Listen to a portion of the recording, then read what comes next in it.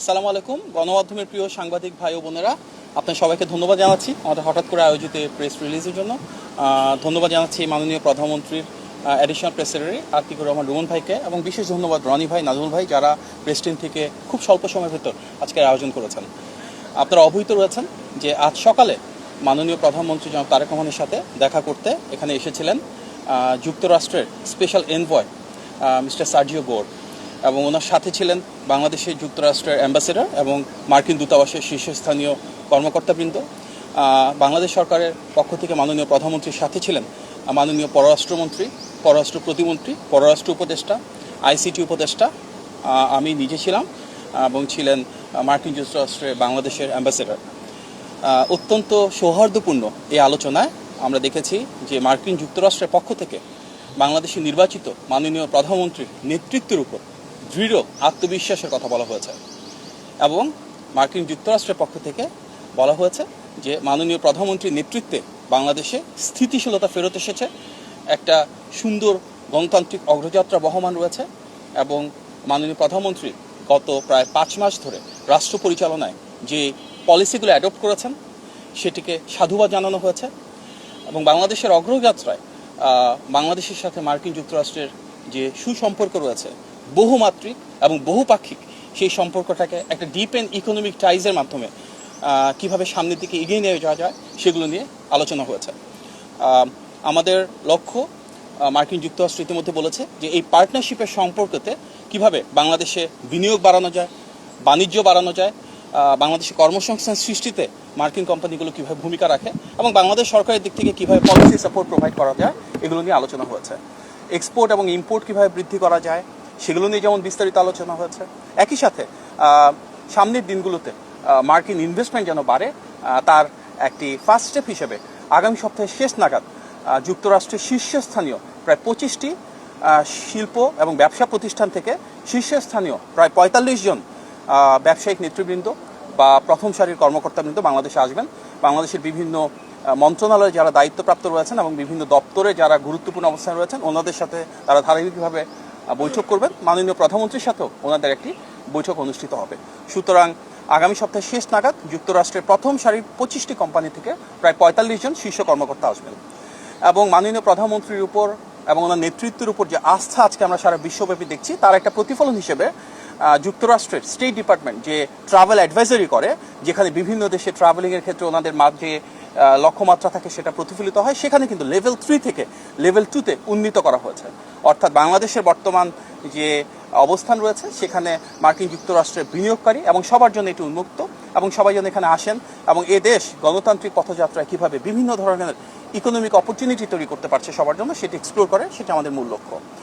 অত্যন্ত আন্তরিক এবং সৌহার্দ্যপূর্ণ আজকের এই আলোচনায় বাংলাদেশ এবং যুক্তরাষ্ট্রের যে ঐতিহাসিক সম্পর্ক রয়েছে সেটি একটি ভিন্ন মাত্রায় যাবে, এবং তার উপর ভিত্তি করে আমরা আরও বেশি যুক্তরাষ্ট্রের সাথে ট্রেড এবং সে দেশ থেকে ইনভেস্টমেন্ট এখানে অ্যাট্রাক্ট করব। বাংলাদেশে ইনশাল্লাহ আরও বেশি এমপ্লয়মেন্ট জেনারেট হবে, এবং আমাদের যে মাল্টিফ্যাসেটেড অ্যাটাচমেন্ট রয়েছে, যে অপরচুনিটিস রয়েছে, একটা পার্টনারশিপের মাধ্যমে এটাকে ইনশাল্লাহ সামনের দিকে এগিয়ে নিয়ে যাব। এখান থেকে মিটিংয়ের পর যুক্তরাষ্ট্রের স্পেশাল এনভয় মিস্টার গোর উনিও প্রেস ব্রিফ করেছেন, এবং এই কথাগুলো সামনে এসছে, এবং আমরা বিশ্বাস করি গণতান্ত্রিক এই পথযাত্রায় যুক্তরাষ্ট্র একটি বন্ধু প্রতিম রাষ্ট্র হিসেবে দীর্ঘদিন ধরে যে হয়েছিল বাংলাদেশের সাথে থাকবে, পাশে থাকবে, এবং মাননীয় প্রধানমন্ত্রীর নেতৃত্বের প্রতি যে আস্থা ওনারা প্রদর্শন করেছেন, যে আত্মবিশ্বাস দেখিয়েছেন, সেটার জন্য আমরা সাধুবাদ জানাই। আজকে মাননীয় প্রধানমন্ত্রীর সাথে এখান বাংলাদেশের স্থানীয় বিজনেস কমিউনিটির একটা মিটিং হয়েছে। আপনারা হয়তো অবগত রয়েছেন যে দেশের প্রথম সারির বেশ কয়েকটি শিল্প প্রতিষ্ঠানের যারা কর্ণধার রয়েছেন, ওনাদের একাংশ আজকে মাননীয় প্রধানমন্ত্রীর সাথে বৈঠকে বসেছিলেন, এবং সেখানে স্থানীয় অন্যান্য বেশ কিছু মন্ত্রণালয় এবং সরকারি দপ্তরের যারা দায়িত্বপ্রাপ্ত ব্যক্তিবর্গ ছিলেন, ওনারাও ছিলেন। সেখানে মাননীয় প্রধানমন্ত্রী প্রাইভেট সেক্টরের বিভিন্ন বিষয়ে ওনাদের অবস্থানগুলো জানতে চেয়েছেন।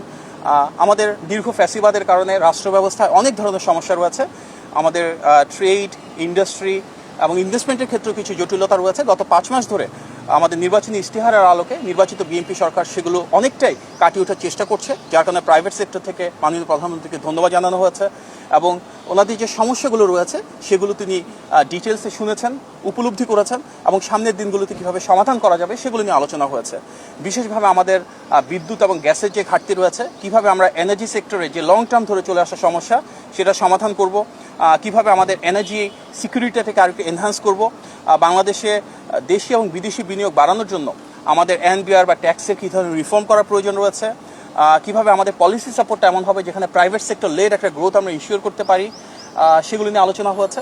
পাশাপাশি বাংলাদেশের বিভিন্ন ইনভেস্টমেন্ট সেক্টরের ক্ষেত্রে যে ইন্ডাস্ট্রি ক্লাস্টারগুলো থাকে, যেমন বেশ কিছু ইকোনমিক জোন রয়েছে, বেজা রয়েছে, বেবজা রয়েছে, সেগুলোতে কিভাবে আরও বেশি বিনিয়োগ আকৃষ্ট করা সম্ভব হয়, যেখানে জটিলতা রয়েছে সেটাকে আরও সহজতর কীভাবে করানো হয়, এগুলো নিয়ে প্রাইভেট সেক্টরের সাথে মাননীয় প্রধানমন্ত্রী আজকে আলোচনা করেছেন এবং সংশ্লিষ্ট বিভিন্ন মন্ত্রী, প্রতিমন্ত্রী, উপদেষ্টা এবং বিভিন্ন দপ্তরের প্রধান ওনাদের মতামত দিয়েছেন। সামনের দিনগুলোতে আমরা চাই মাননীয় প্রধানমন্ত্রীর নেতৃত্বে এমন একটি রাষ্ট্র ব্যবস্থা যেখানে প্রাইভেট সেক্টরের জন্য আমাদের সরকার থেকে পলিসি সাপোর্ট থাকবে এবং প্রাইভেট সেক্টর গ্রো করবে। তার জন্য একটা pro business, pro investment budget আমরা দেখেছি এবং সেই বাজেটের বহিঃপ্রকাশ হিসেবে আমরা সেগুলো নীতিমালাগুলোকে বাস্তবায়ন করব, যার মূল উদ্দেশ্য হবে বাংলাদেশে যে বিপুল পরিমাণ ডেমোগ্রাফিক ডিভিডেন্ড রয়েছে, অর্থাৎ আমাদের প্রচুর তারুণ্য এবং নারী রয়েছেন যারা কর্মসংস্থান এবং আত্মকর্মসংস্থানের জন্য প্রস্তুত, ওনাদেরকে আমরা আরও কীভাবে বিকশিত করতে পারি। আমাদের জনবান্ধব সরকার, জনবান্ধব বাজেট এবং জনবান্ধব যে নীতিমালা রয়েছে সেগুলো কার্যকর করার এই পথযাত্রাকে প্রাইভেট সেক্টরের যে রিপ্রেজেন্টেটিভরা আজকে এসেছিলেন ওনারা আন্তরিকভাবে ধন্যবাদ এবং সাধুবাদ জানিয়েছে।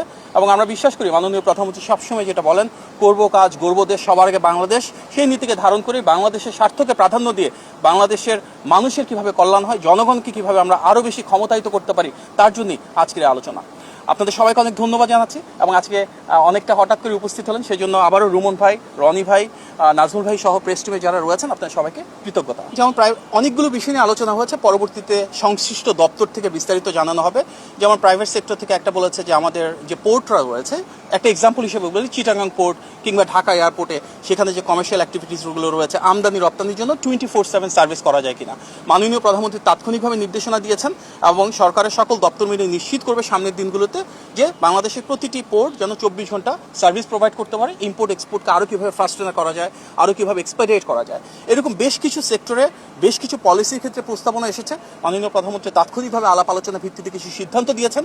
মূল উদ্দেশ্য ব্যবসাকে আরও সহযোগীকরণ করা, বিনিয়োগকে আরও প্রবৃদ্ধির মাধ্যমে বাড়ানো এবং বাংলাদেশের জন্য বিপুল পরিমাণ কর্মসংস্থান সৃষ্টি করা। আজকে এই ধরনের কোনো বিষয়ে আলোচনা হয়নি। আমাদের বহুপাক্ষিক সম্পর্কের যে ভিন্নতা রয়েছে সেটিকে ধারণ করে ডিফারেন্ট সেক্টর নিয়ে বাইল্যাটারাল আলোচনা হয়েছে বেশি। ধন্যবাদ।